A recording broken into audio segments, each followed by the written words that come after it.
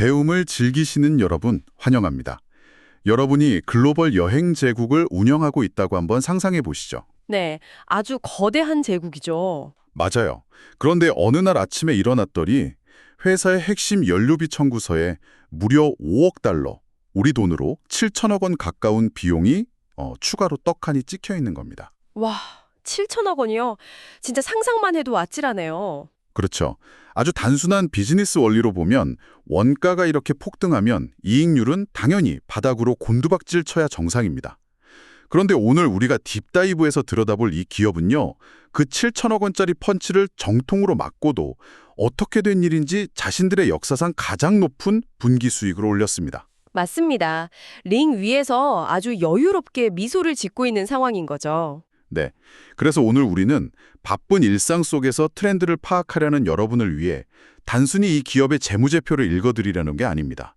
이 거대한 비즈니스가 어떻게 위기를 극복하고 또 폭발적인 성장을 이뤄냈는지 그 전략적 마스터 클래스를 파헤쳐 보려고 합니다. 네, 함께 하시죠. 오늘 분석할 자료가 바로 세계 최대 크루즈 기업 카니발 코퍼레이션의 2026년 1분기 실적 발표 자료인데요. 방금 말씀하신 그 연료비 상승이라는 거대한 악재 속에서도 이들은 이번 1분기에 그야말로 기록 파괴 수준의 성과를 냈거든요. 기록 파괴요. 구체적으로 어느 정도인가요? 일단 역대 최고치의 순수익률을 기록했고요. 조정 에비타, 그러니까 세금이나 감가상각을 제하기 전 기업의 순수 영업현금 창출력이 무려 12억 7천만 달러를 기록했습니다. 12억 7천만 달러. 네, 애초에 시장에 약속했던 12억 4천만 달러라는 가이던스를 훌쩍 뛰어넘은 수치죠. 오늘 우리의 미션은 정보의 홍수 속에서 이 숫자들이 왜 중요한지, 대체 어떻게 이게 가능했는지 그 이면에 숨겨진 패턴을 읽어내는 겁니다. 자, 그럼 이 내용을 하나씩 풀어보죠. 사실 어떻게가 제일 궁금하거든요. 상식적으로 배를 움직이는 기름값이 수천억 원이 더 늘었는데 어떻게 회사의 순수익이 늘어날 수 있나요? 막 티켓값을 무지막지하게 올려버린 건 아닐 테고요. 티켓값 인상도 일부 영향을 줬겠지만 핵심은 그게 아닙니다.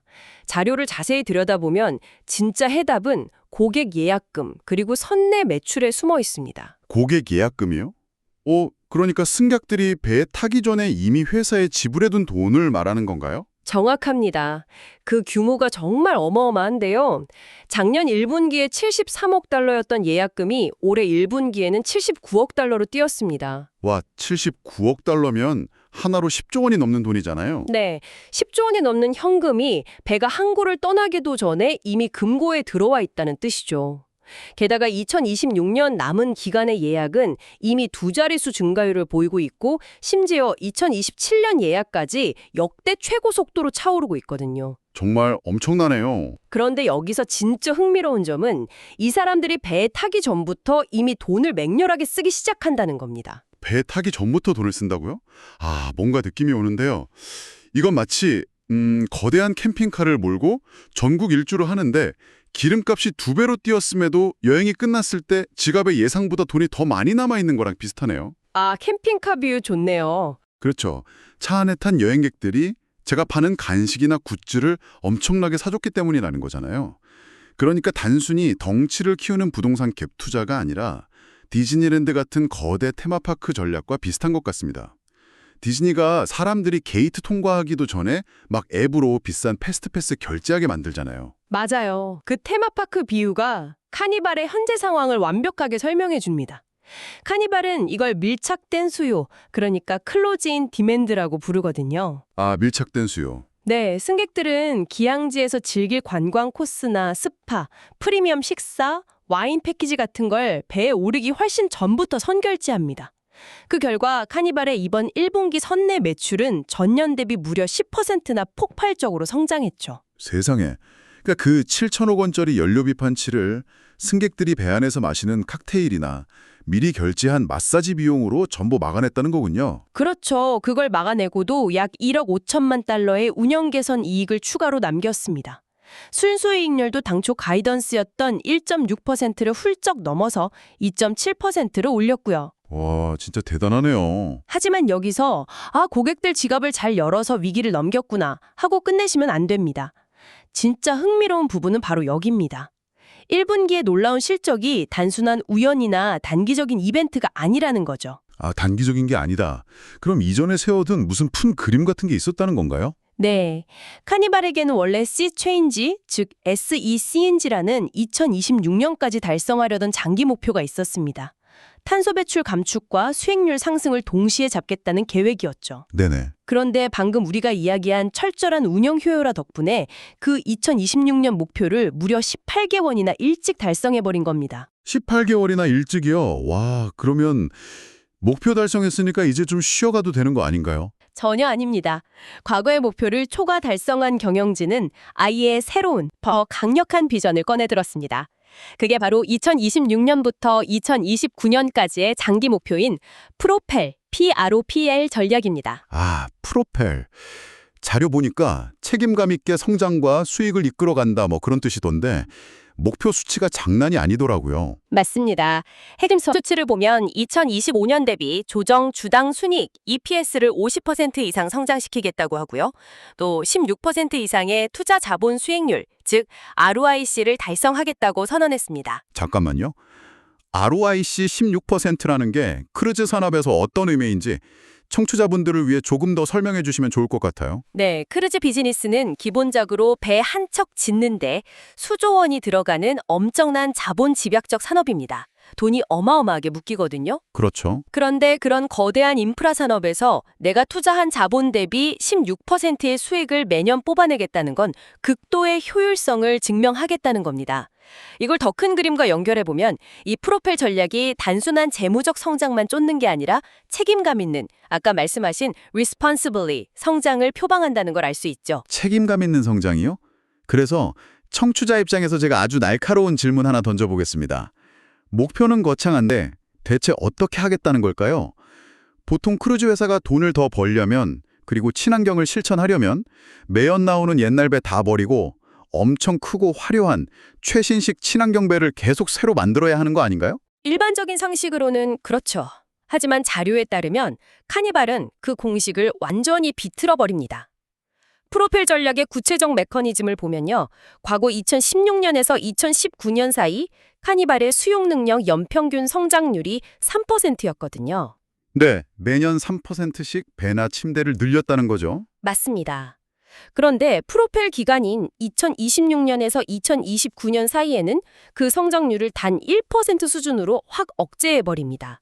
선박 인도량도 해당 기간 동안 딱 3척에 불과하고요. 무조건 크고 화려한 새 배를 빚내서 짓는 리스크를 안 지겠다는 거군요.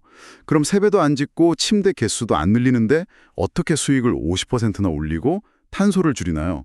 여기서 아까 말씀드린 밀착된 수요와 연결이 되는데요. 그들은 동일 선박 수요, 즉 똑같은 배에 타는 승객들의 선내 소비를 증가시켜서 순수익률을 점진적으로 올립니다.